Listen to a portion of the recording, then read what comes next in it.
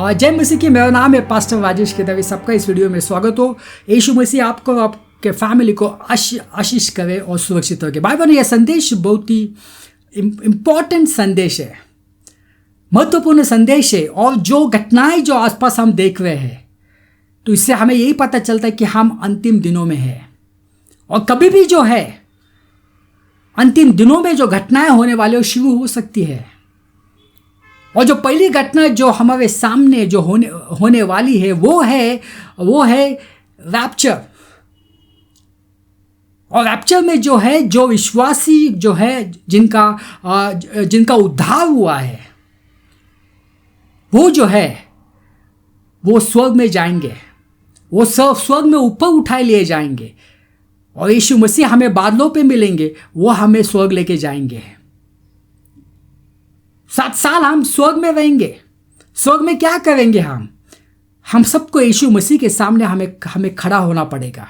हमारा न्याय नहीं होगा, हमारे ऊपर कोई शिक्षा नहीं होगी, कोई पनिशमेंट नहीं होगी, क्योंकि हमने यीशु मसीह के ऊपर विश्वास किया है।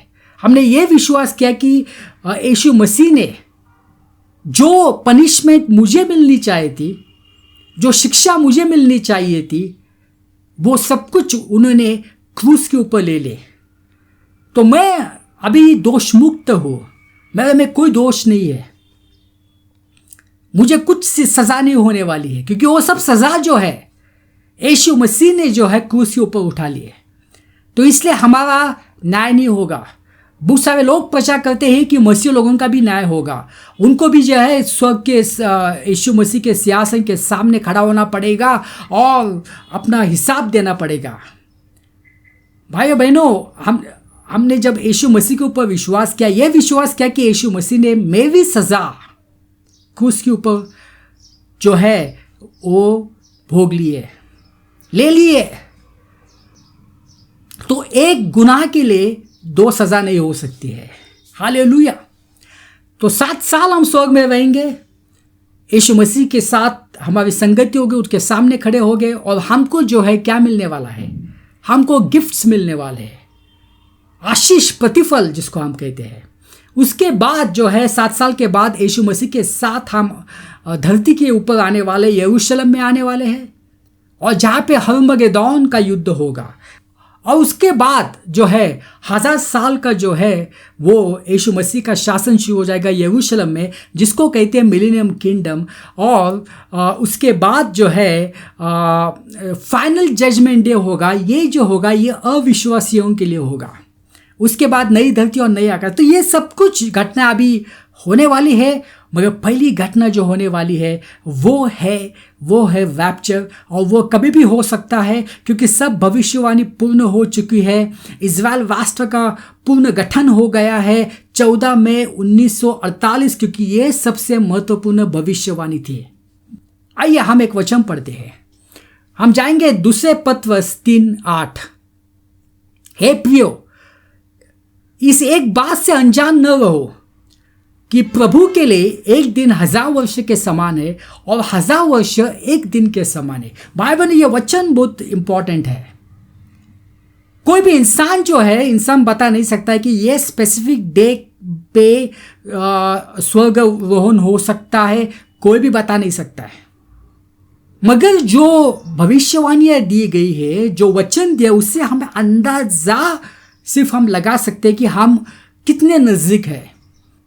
अभी यहाँ पे एक फॉर्मूला आप याद रखना। 1000 वर्ष यानी 1000 साल जो है परमेश्वर के लिए एक दिन होता है। सो एक दिन का मतलब होता है 1000 साल, या तो 1000 साल का मतलब होता है एक दिन। और जैसे कि आपको मालूम है कि प्रभु का दिन, जिसको कहा जाता है डे ऑफ द लॉर्ड, यानी यीशु मसीह का 1000 साल का शासन, उसको क्या कहा जाता है बाइबल में? उसको कहा जाता है प्रभु का दिन। यानी एक दिन का मतलब होता है 1000 वर्ष तो साल। ये फॉर्मूला आप याद रखना। ये क्यों आवश्यक है, इससे बहुत सारे बातों का हमें पता चलेगा। जैसे कि आपको मालूम है कि ये जो धरती जो है परमेश्वर ने 6 दिन में बनाई है, और सातवें दिन परमेश्वर ने क्या किया? विश्रांति ले ली। तो ये मैं क्यों आपको बताऊँ? क्योंकि बहुत आवश्यक है। क्योंकि बहुत लोग के मन में सवाल है कि जिस धरती पे हम रहते हैं उसकी उम्र क्या है। क्योंकि लोग बताते कि इसकी उम्र ये जो है ये बहुत करोड़ों करोड़ों साल से धरती है। ये कुछ यूनिवर्स में बिग बैंग हुआ और उसके बाद जो है ये धरती निर्माण हो गई है। तो जब ये कहते हैं कि धरती जो है वो करोड़ों साल पहले से है, उसका वो सबूत नहीं देते हैं। अगर आप कहते कि करोड़ों साल से है तो पहले 1000 करोड़ साल में क्या हुआ था, उसका वो सबूत नहीं देते। अभी बाइबल में जो जैसे मैंने कहा कि 6 दिन में परमेश्वर ने ये धरती बनाई, 7वां दिन जो था वो विश्रांति का दिन यानी 7 दिन की बात है। तो यदि आपको जानना है कि ये धरती की उम्र क्या है, इससे आपको पता चलेगा। 7 दिन का मतलब होता है 7000 साल। तो ये धरती की जो आयु है वो है 7000 साल, यानी 7000 साल तक ये धरती रहेगी। और अभी तक कितने साल हो गए? देखो, धरती के बनने के बाद यीशु मसीह तक 4000 साल, यानी धरती बनने के बाद इब्राहिम तक 2000 साल, इब्राहिम से लेके यीशु मसीह तक 2000 साल यानी 4000 साल। और आज हम 2026 पे है, यानी लगभग हमने 2000 साल हमने पूरे कर चुके हैं। तो लगभग 6000 साल तक हम पहुंच गए हैं। तो अब अभी जो बाकी है वो है 1000 साल बाकी है, यानी प्रभु का दिन, मिलेनियम किंगडम, यीशु मसीह का शासन। तो भाइयों बहनों, अभी इससे आप समझो कि हम कितने नजदीक है। अभी जैसे यीशु मसीह जो है 33 साल इस धरती पे थे और 33 एडी में जो है उनको क्रूस के ऊपर लटकाया गया था। उसके बाद जो है 3 दिन के बाद पुनर्वतन हुआ। तो उसके बाद जो है हमें 2000 साल को काउंट करना है। बहुत सारे जो है मसीह जो है वो यीशु मसीह के जो पैदा हुए वहाँ से वो 2000 साल काउंट करते हैं, गिनते हैं। नहीं, यीशु मसीह के क्रूस के जाने के बाद हमें 2000 साल जो है वो उसकी गिनती करना है।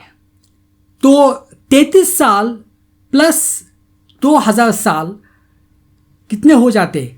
2033 साल। और 2033 साल से आप -7 साल करना। क्यों -7 साल करना? क्योंकि 7 साल जो है वो पिडाउन के समय के लिए है। तो हमें क्या आंसर मिलेगा?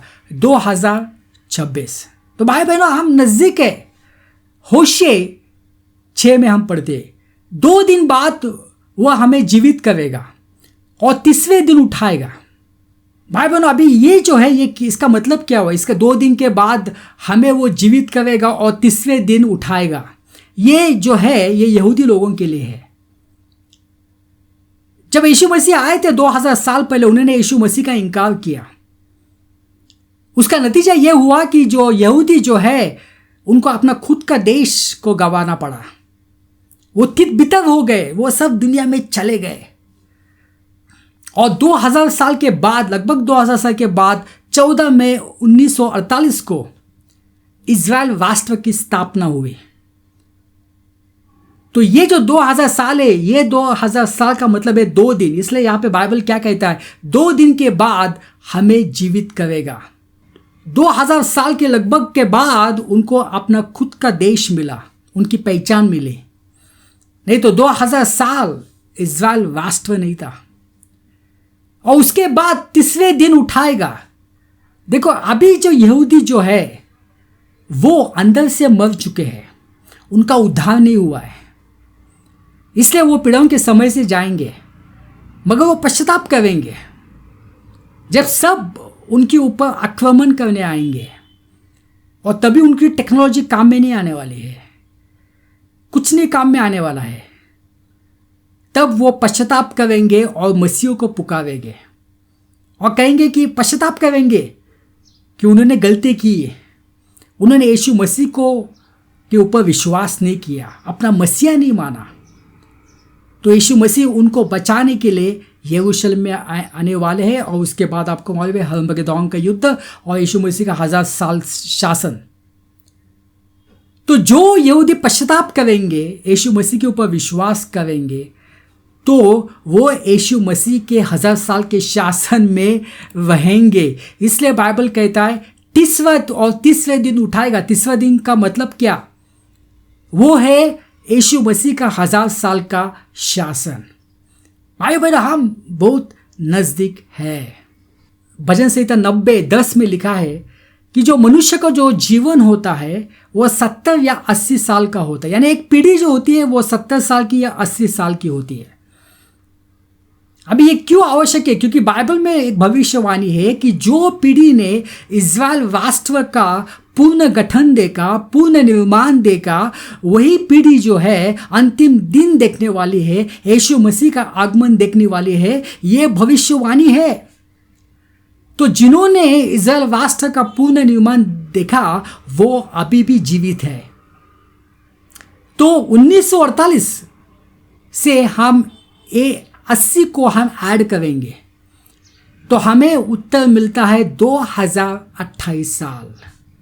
भाई बहनों, ये सब बातों से हमें पता चल के हम निकट आ पहुंचे हैं। इसलिए बहुत आवश्यक है हमारा ध्यान जो है वो यीशु मसीह के ऊपर होनी चाहिए। और जैसे कि दानियल का किताब, अभी दानियल की किताब बहुत ही आवश्यक है। यदि आपका उद्धार नहीं हुआ, यदि आपको अंतिम दिनों के बारे में जानना है तो दानियल का किताब और प्रकाशित वाक्य पढ़िए। उसमें जो है यहूदियों के बारे में भविष्यवाणी की गई है। उसमें जो है यहूदियों के 490 साल की सब भविष्यवाणी की गई है। जो भी उनके जीवन में होने वाला सब कुछ की गई है। तो उसमें से 483 साल की भविष्यवाणी पूरी हो चुकी है। अभी जो भविष्यवाणी बाकी है वो सिर्फ 7 साल की बाकी है। तो 7 साल जैसे मैंने आपको बताया कि जो है ये यहूदी जो है पीड़ाओं के समय से जाएंगे। तो वो सिर्फ भविष्यवाणी अभी बाकी है। भाई बहन, हम अंतिम दिनों में है। कभी भी जो है रैप्चर हो सकता है। हमारी नज़र यीशु मसीह के ऊपर होनी चाहिए। आइए हम प्रार्थना करते हैं। पिता परमेश्वर, धन्यवाद देते हैं समय के लिए। ये सब प्रार्थना यीशु मसीह के नाम से करता हूँ, आमीन।